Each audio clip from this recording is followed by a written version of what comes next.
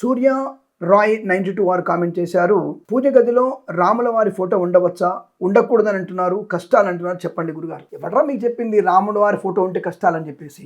రామరాజ్య పట్టాభిషేకం ఫోటోలు, మా ఇంట్లో సీతారామ లక్ష్మణుల విగ్రహం ఉంది, ఎవరో చెప్పింది మీకు కష్టాలు వస్తాయని? ఎందుకు వస్తే కష్టాలు? రాముడు కష్టపడ్డాడా? ఆయన అవతార పురుషుడు, ఆయన కొంత రాక్షస వధ చేయడానికి ఆయన ఇక్కడికి వచ్చాడు. అయోనిజ అయినటువంటి సీతమ్మ వరకు తనకు తాను పుట్టింది, వాళ్ళు కేవలం ధర్మరక్షణార్థమే వాళ్ళ అవతారం తీసుకొచ్చారు. రాముడు కష్టాలు పడ్డాను ఎవరు చెప్పారు మీకు? ఇలా కష్టపడితే విజయం మనది కలుగుతుంది, రామరాజ్య పట్టాభిషేకానికి అవకాశం ఉంటుంది, సూర్యవంశ పాలకుడిగా పేరు ప్రతిష్టలు పొందుకోవచ్చు.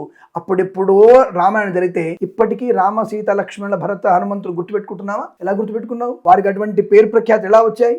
ఎందుకు ఇంత కీర్తించబడుతున్నారు? ఎవరన్నా మీకు చెప్పిన బుద్ధి లేని వాళ్ళు రాములవారి ఫోటో పెట్టుకుంటే కష్టాలు వస్తాయని చెప్పి, రాముడు పేరు పెట్టుకుంటే కష్టాలు వస్తాయని, సీతమ్మ వారు పెట్టుకుంటే కష్టాలు వస్తాయని ఎవరో చెప్పింది మీకు ఇవన్నీ? అటువంటివన్నీ కూడా నమ్మకండి. రాముల వారి ఫోటో, సీతమ్మ వారి ఫోటో ఇంట్లో ఉండవచ్చు, అటువంటి పేర్లు పెట్టుకోవచ్చు, ఎటువంటి ఇబ్బంది లేదు, అద్భుతమైనటువంటి ఆనంద యోగం ఉంటుంది అన్న విషయాన్ని గమనించండి. ఇలాంటి విషయం 10 మంది తెలియాలంటే మనం 10 మంది చేత మన ఛానల్ని సబ్స్క్రైబ్ చేయించే బాధ్యత మీది.